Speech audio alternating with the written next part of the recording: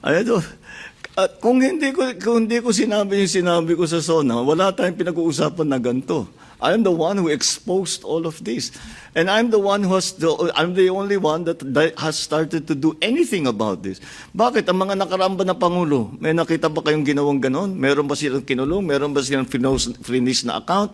Meron ba silang mga investigasyon na ginawa? Wala.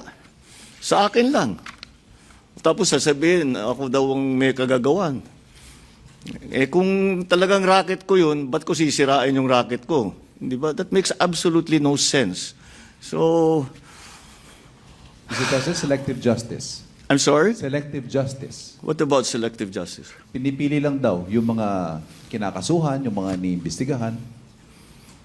No, from the time that we formed the independent commission, sinabi ko, we'll just follow the evidence. And we continue to do that.